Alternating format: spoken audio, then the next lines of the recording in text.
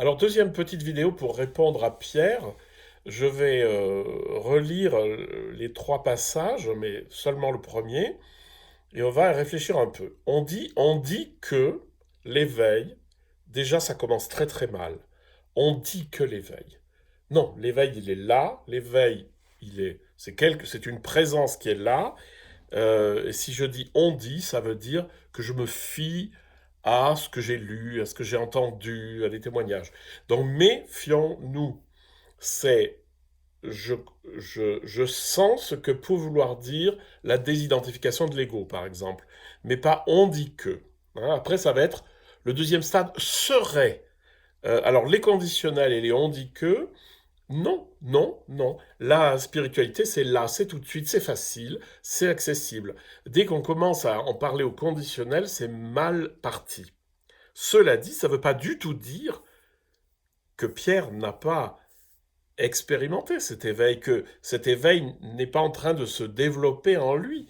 C'est juste que là, je parle de la manière de parler qui est typique aussi de certaines traditions. On dit que. Premier stade, la désidentification de l'ego dont tu ne parles pas. Alors ça, c'est pas vrai parce que j'explique toujours que l'ego, c'est la somme des conditionnements auxquels je m'identifie.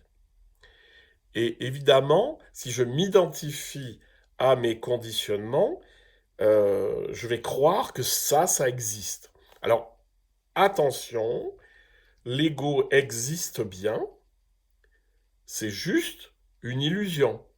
Si vous regardez dans un miroir, vous allez voir un reflet, vous ne pouvez pas dire le reflet n'existe pas. Non, le reflet n'a pas d'existence propre, mais le reflet existe. Donc l'ego, comme somme de mes conditionnements, c'est auquel je m'identifie, parce que c'est ça la clé. C'est évident qu'il va falloir dépasser ça, et on verra après si ça doit être avant la pure conscience ou après. La désidentification de l'ego. Alors, c'est-à-dire que je crois être ce que je suis par mes conditionnements. J'ai tel âge, j'ai telle formation, j'ai telle langue, j'ai tel arrière-fond culturel, j'ai telle chose. Bien.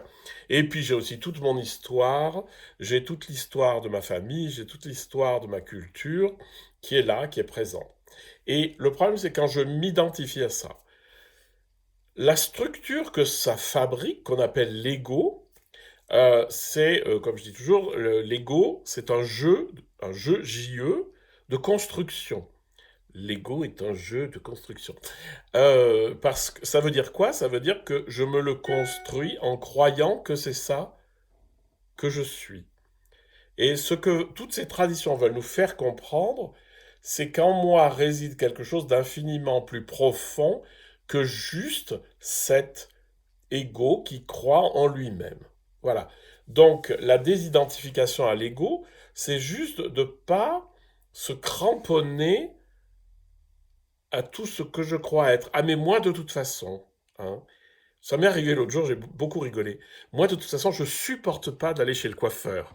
Vous allez me dire, il risque pas. Si, si, j'ai des cheveux, mais je ne supporte pas d'aller chez le coiffeur parce que quand j'étais gosse, je me suis ennuyé, mais ennuyé comme un rat mort.